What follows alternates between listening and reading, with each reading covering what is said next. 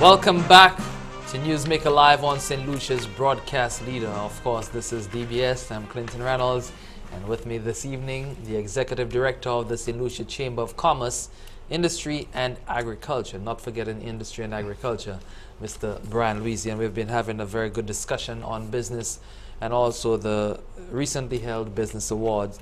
Now, before we went to break, I indicated that we look at the differences between the Chamber and organizations like the St. Lucia Manufacturers Association, St. Lucia Industrial and Small Business Association. It would appear that the raison d'etre of all of these organizations would be pretty much the same. The only difference really is that SLISBA is for small businesses, manufacturing associations for the manufacturers, so they're firm specific or industry specific. How do they coexist, being that the chamber is all encompassing? Well, again, we live in what I call, when you talk about the business organizations, in an Anglo-Saxon framework where membership is voluntary and people are free and to associate as they see fit. In the Francophone system, the chambers of commerce are established by public law, and that is historic, primarily because of the strong role they played in defending the crown in France in particular. So you have that model. We don't have that model here. So you have a small business who believe that the interests are better represented when they get together and not within the confines of a broad chamber of commerce. Manufacturers similarly think that the manufacturer's specific interests are better represented when manufacturers get together, and they're not so effectively represented in the context of a chamber. And that exists in many countries. That exists a lot in the, even in the Francophone system, you have some of those.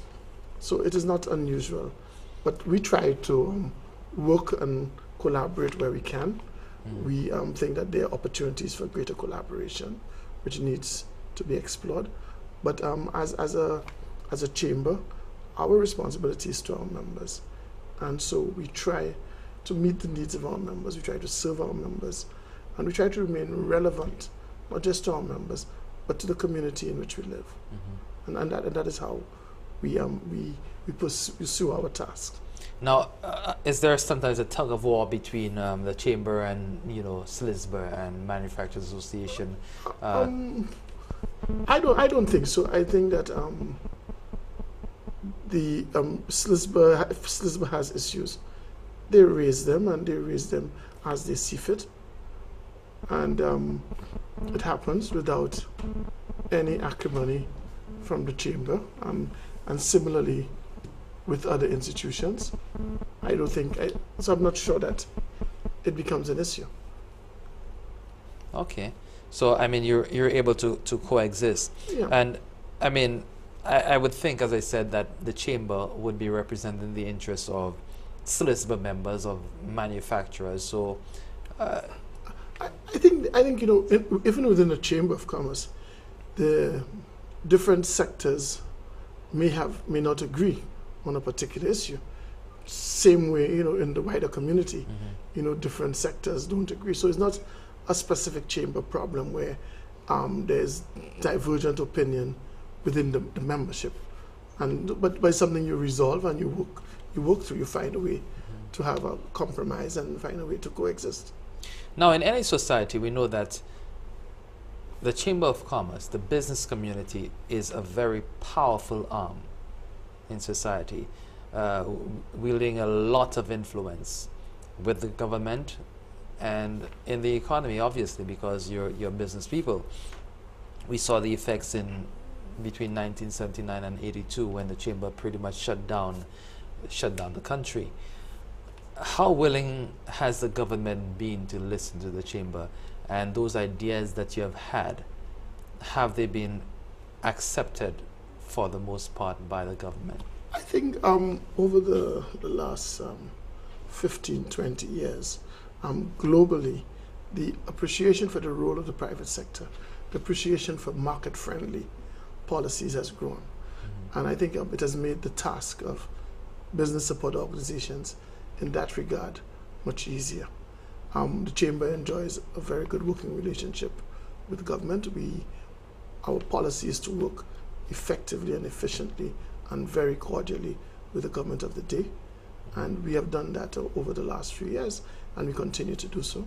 We had a very productive meeting with Dr. Kenny Anthony last week, and we don't perceive any problems in working with them. Sometimes people may have positions that may not truly reflect the interests. But I think through dialogue, through discussion, sometimes heated dialogue, you have to make your point. And we will not always agree. And that's just part of life, and that's just part of how things are done.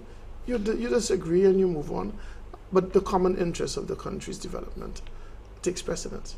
Now, obviously, the focus of any government is to ensure that there's stability, that employment, when a major issue is taken care of, they cannot do it on their own. It must be in collaboration with the private sector.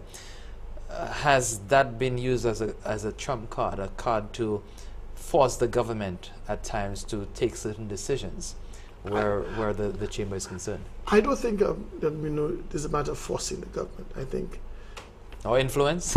Yeah, I think it's influence. I think we have tried to, in every situation when we approach the government, we try to present the facts, present solid, cogent arguments for our viewpoint.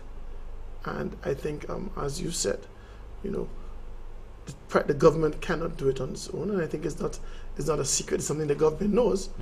And so, yes, I think the governments try as much as possible to work with the private sector. And as I said, in the past year, many years ago, maybe 20 years ago, there was a sense that, the state would lead and everybody else would follow, and the state must be the prime mover and shaker. That is passé. Right. It is now, I think, a shared responsibility where the private sector is the engine of growth, and the public sector works with the private sector. Well, like in putting that engine forward. Yeah, now like in the industrialized countries, that business runs the economy, and but it's not just the industrialized country. Well, no, we're getting more that way.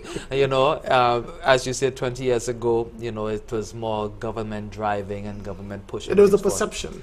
But okay, still back then it was business running the economy. Yeah.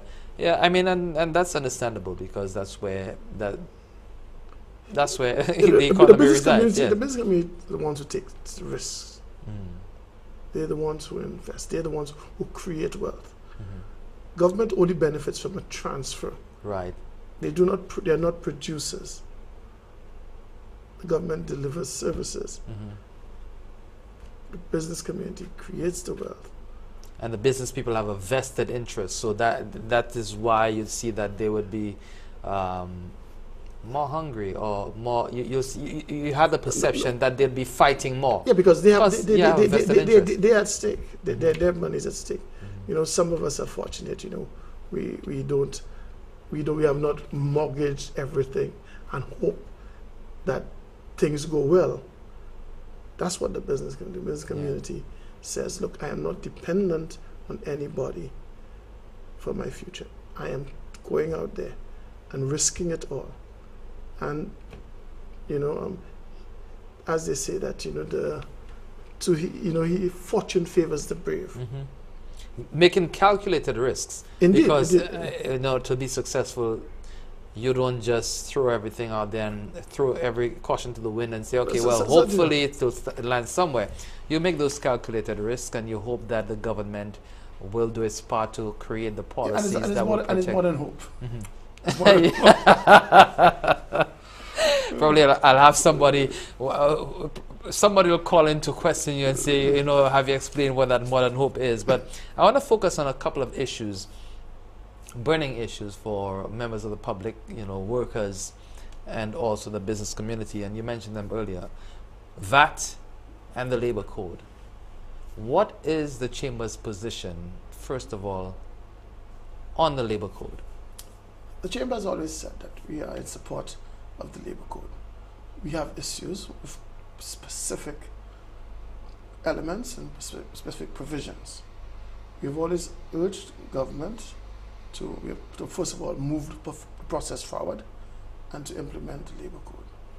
We have always indicated that, look, we expect and we wish the labor code to be balanced, where there are shared responsibilities and rights, and that the code does not discourage private enterprise, that doesn't make it too costly to hire employees. And that is all we have ever articulated and pushed for. In the process, we think there have been disagreements, and as I said, that's a fact of life. Let all ideas contend, and we hope that the code will be enacted sooner rather than later. But why do you think it's taking so long for that to happen? Well, I think you need to discuss that with the politicians.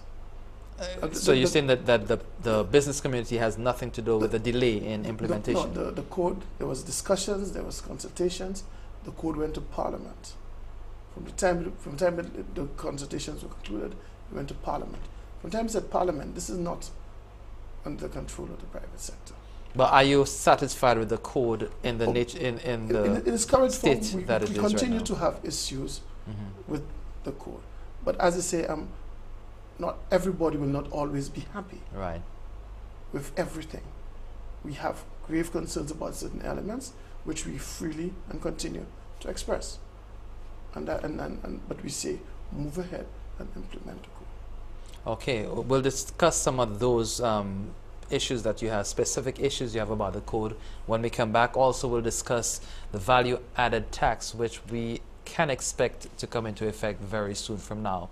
You're watching Newsmaker Live on DBS. I am Clinton Reynolds, and we're here with Brian Louisy. We'll be back after this short break. We'll also be taking your calls when we come back.